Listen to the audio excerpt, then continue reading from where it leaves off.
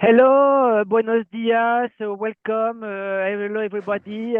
Several persons for a new band are here for to speak about Opia, new awesome band of gothic doom metal. We are going to speak about that. If they agree, don't agree, maybe they're going to fight me.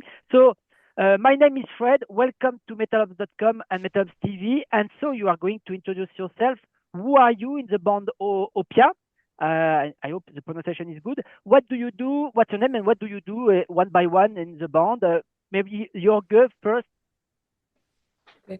Oh, hi. Tereza. Oh, Teresa. Okay, no problem.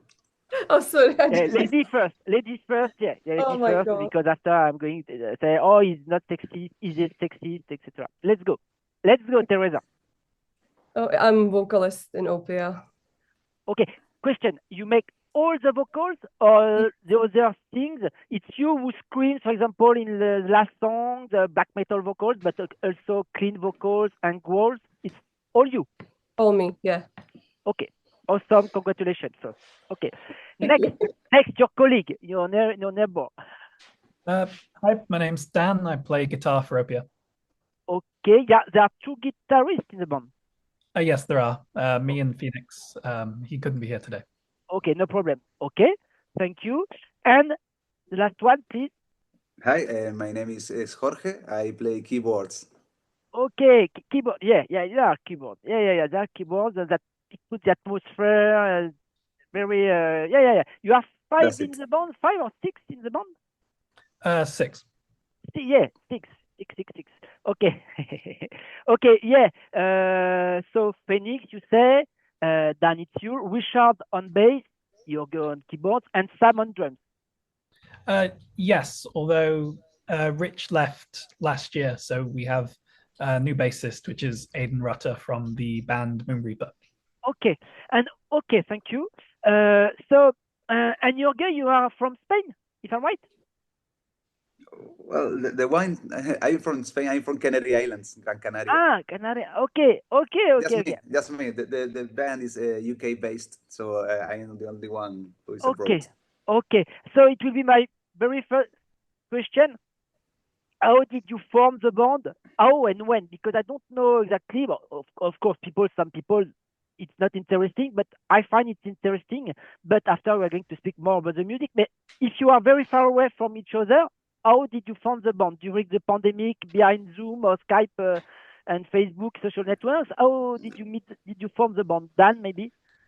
Well, not. Oh, sorry, Oh sorry. yeah, you're okay. Yeah, yeah, you're okay. You're okay. You're okay. Yeah, yeah, yeah. Sorry, but okay. Yeah, okay. If you want to go, let's go. Yeah, answer. Yeah, no, the thing is, I was about to say that I lived in London for 5 years, and once Okay. there, I have another band, and I was looking for people to join me or another band to join myself. Okay. I was in contact with Dan because we together we play in another band which is called Dystopian World, which was Okay. like a kind of symphonic black metal band. And after Okay. the I left the band. He stayed for a bit longer, and then the band split. And Ah. a couple of years ago, and he contacted me via Facebook and say, "Hi, George, this is Miss Dan. Do you remember me? Blah blah blah." Yeah, and Okay. we are forming this kind of band with the catatonia, as well as the sound draconian vibes, and we Ah like yeah. to join us. We Yeah. know that you are abroad, but I know you're Yeah. taking this seriously. We can trust you. And I said, of course, let's go for it because O- the Okay. yeah. Okay. Okay. And so when exactly was founded officially the band? Opia? Uh, so in 2022, Okay. I was working as a concert promoter, and I booked a band called Kursk, which Okay. is former members of Sentenced. Ah. And Ah yeah. Yeah. Okay. and we were kind of inspired by their performance to kind of maybe look at doing something musically. Ah. Um, Okay. so between us, we basically reached out to a bunch of people we've worked with in the past, and I think between the time the band got on stage and the time the band played their final song, everybody had said they were interested. Okay. So Opia is a live act. It's a live band or just a studio project? If Uh, you are far away from it, if you are. no, it's both. We're actually going on tour in 2 days' time. Okay. Okay. Okay. And so in this story, when Tereza arrived? Oh, from the start, we were at the show together. Yeah. Okay, okay. And Tereza, yes, you come from east center of Europe, if I'm right. Yes, I'm originally from Czech Republic, and I live in the UK for about 10 years now. Okay, okay, okay. So so during the pandemic, for example, it's a classical question, but did you work? Did you think about this project? It was developing during the pandemic, and it was born in 2000 already in 2022. You rehearse, you sent demos, etc. Your vocals, your guitar parts, your keyboard parts. It shows there. Yeah, well, it wasn't during the pandemic. It was the very first contact with the band was before the first, because this is actually our third tour, UK tour. Before having that, I traveled to UK to meet the guys, because I didn't know them apart from Dan. Okay. I went there for the photo shoot, and the official one, the only one we have for now, and some practice with the rest of the band, and to have to see if we have some, the feeling, how it's working on the rehearsal room. And it worked perfectly. The guys are awesome, and it was like a love at first sight. It was like we're going straight to the practice room, and everything was perfect. Okay, it's important because you are six in the band, so to be in the same way, in the same mood, at the same moment, and to create together, it's not easy. It's not easy. Okay, very interesting. So could we say, your influences, your music? Could we say you play a kind of atmospherical, gothic, death doom metal music? I don't like the sticker, but I like to put sticker, but bands don't like sticker.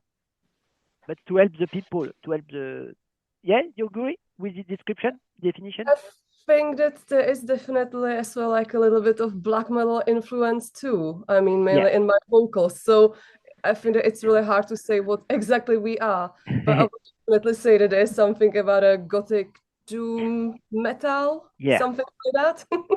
Yeah, your vocals, you're right, but the riff on guitar, it's not black metal. It's not tremolo picking, etc., etc. Well, me and Jorge obviously played in Dystopian Wrath together, but the other members were formerly in Agrona, which is another symphonic black metal band. Ah, okay, yeah. One thing we all have in common is that we were all playing in the UK black metal scene for a number of years. Yeah. Okay, and the keyboards are important, like we say with Jorge. Okay. Let's speak about this first album. So if I'm right, did you release demos before this first album, which is going to release in April on Emerald Records? But before to speak about that, did you release demos or something like that and put on Bandcamp? We can check out. No.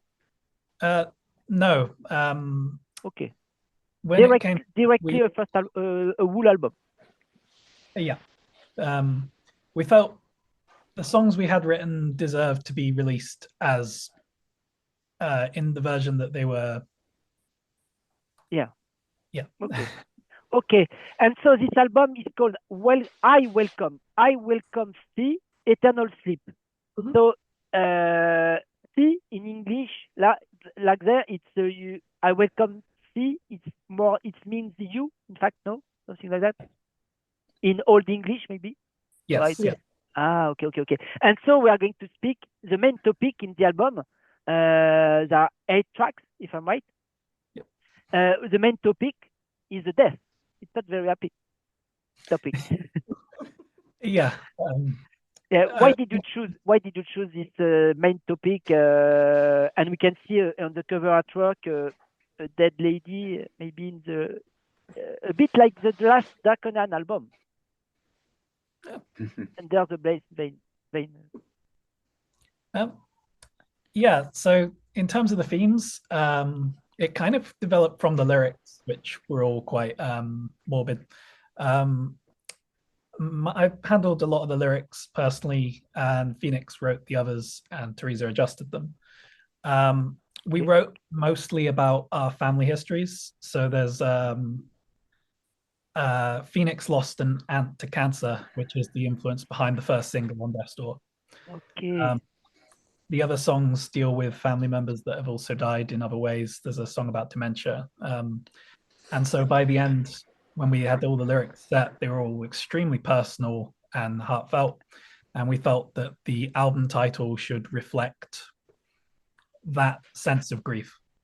And to accept the death coming. Yeah. Yeah, in exactly. a way. Okay. In general, it's not very. There are no happy topics in death and doom metal and black metal. But okay. But there are a lot of personal things, personal stuff, emotions, and maybe with metaphor. But there are a lot of things which personally affect you. For example, okay. And who writes the lyrics? It's Tereza? No, it's Dan. I write the basic for the lyrics, and then we adjust them to the vocals.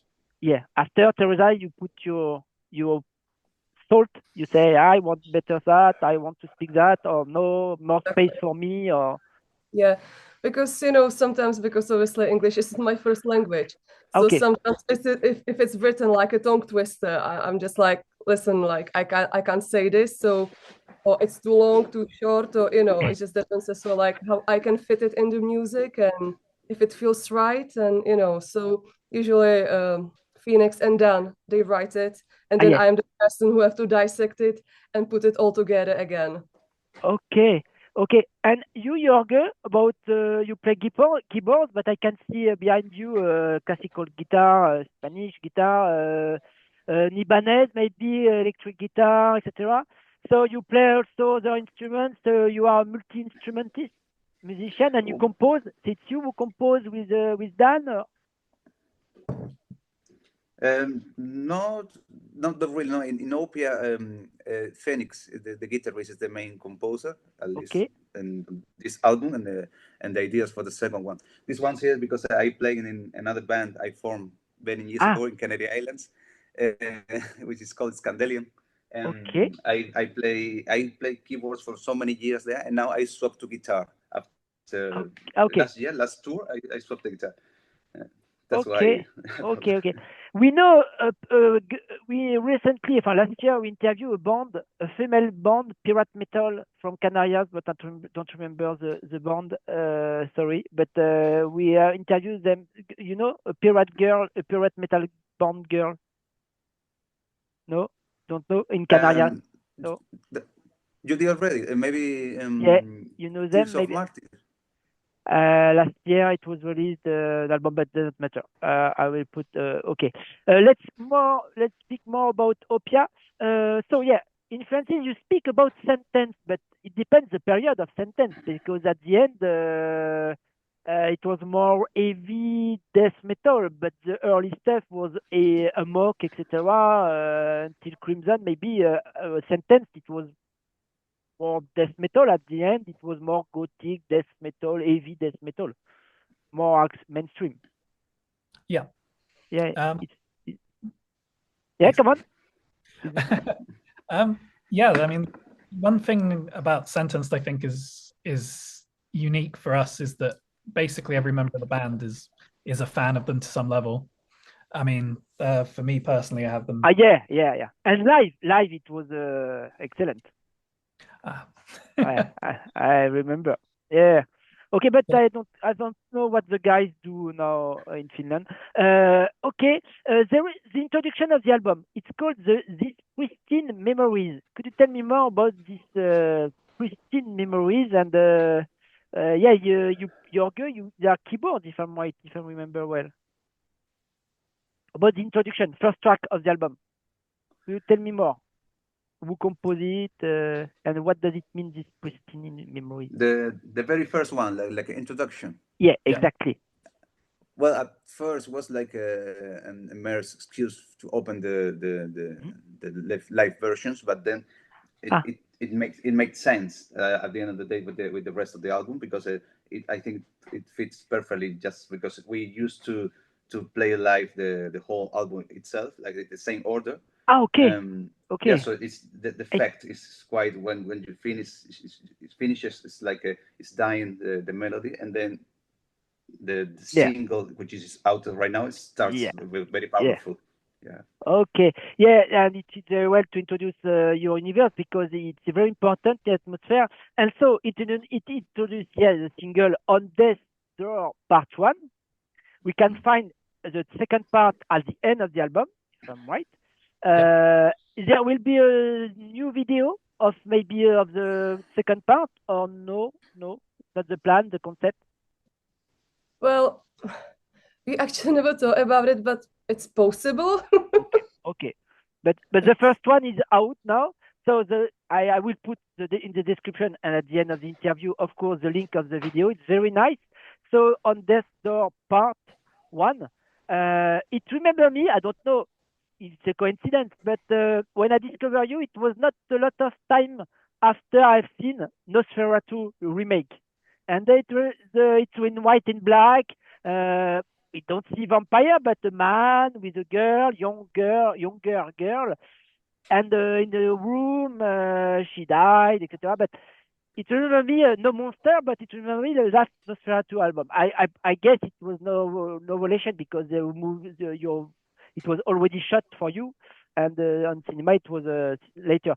So could you tell me more about the concept, the scenario of this song, On Death Door Part 1, please? Very nice single. Well, when it comes to that song, the lyrics and the music were both written by Phoenix after his aunt had died of cancer. Okay. And for the video, we wanted to reflect the lyrics that we had there, which they don't deal with the subject of being afraid of death. They deal with the subject of being afraid how you're going to be remembered after you've died. Okay. And so he asked Olga Khan, who did the video, to try to reflect that within an 19th century, Victorian style, etc. Yeah. Which is kind of in keeping with our whole thing. Okay. So, the song deals with that concept of watching someone die and how families cope with the loss. Yeah.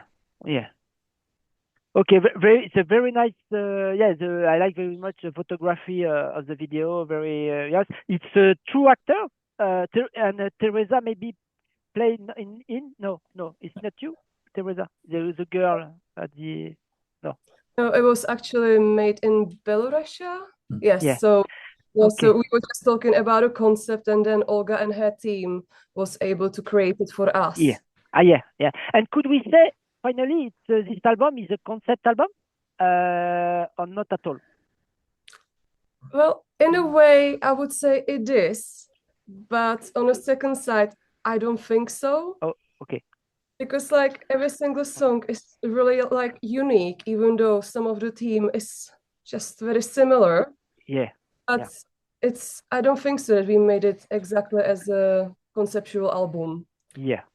There are songs that deal with emotions like grief and not knowing the fate of a loved one, watching them die slowly. But there are also a couple of songs which deal with Victorian spiritualism. There's a song based on the Franklin expedition in history. Okay. So they're not unified in that respect, but there is a general theme of accepting the end, if you like. Okay. There's a song called "Man Proposes, God Disposes." You know, in France we have an expression. We say, "Lady propose, the man propose and the girl dispose." Very technical. So, but no, it's more serious here. But what? Yeah, it means that human being die, and God, if you believe in God, take you one day, and it's his decision in a way. So the title for that song comes from a painting by Edward Landseer, which features two polar bears fighting over the wreckage of a ship. Okay. And the point he was trying to make with the painting was that whenever man tries to control nature, he'll often find that he can't. Yeah. Okay. There is a moral. There is a philosophy. Very okay. You thought about that. Okay. Jorge, what are your main influences musically and as keyboard as musician in general? What does inspire you? Opus, Draconian, Tristania? I don't remember. I don't know. Especially on keyboards. What kind of artist you like? Metal or not? Huh? I listen to a lot of kinds of music in general, but that from this particular one question you asked me is maybe I love Catatonia, Swallowed Sun, Anathema, some of the periods. Okay. Draconian as well, Saturnus as well. The Gathering, maybe. The Gathering, maybe. The Gathering, the Gathering, sure. No, it's more rock now, but no. Yeah, most of them are there. All these bands are there. Like me, like I at my home. Okay, but I have a wall. I have a wall only that. But it's complicated. But okay, or more stuff like that. But Catatonia, at early back Catatonia, there was not a lot of. There were keyboards. But more discreet, more shy. Shame. Yeah, but even if there are no keyboards there, I mean, in the general mood. When you get inspired. Yeah. Okay. And so, the songs are very long in the album. Very long. Yeah, it fits very well, but it's very long. 7 minutes. You have to put the atmosphere. Vocals are very present. In fact. You sing with different styles, so that's why it's dynamic for gothic death metal. But you let a lot of space for keyboards, but all is mixed. The way of it's mixed. Yes, you are present, Tereza, but the instruments, the lead guitar, the keyboard are also well mixed to make a very good production. Where did you record it? Because the sound is very good. On you. At home studio. So when it came to the recording, we actually recorded the guitars in this room here. The bass was recorded at Rich's bedroom. Jorge recorded his keyboards where he is there. And then we went to Woodcroft Audio in Cardiff for the vocal tracking. Okay. I think they're working with like Sleep Token and stuff like that. Which, okay. Okay. It's mixed and mastered by a friend of ours, Abe Fihema, who is I'm pretty sure he mixed and mastered at home. So. Yeah, I think so too. But he did a fantastic job, and the same with the Woodcroft Studio. I just love to work with Timothy Vincent, who is the person with who I was recording the vocals, and it was great experience. Yeah. Okay, I come back to the keyboard. Jorge, it's very they are present but discreet. You are present but discreet. You understand?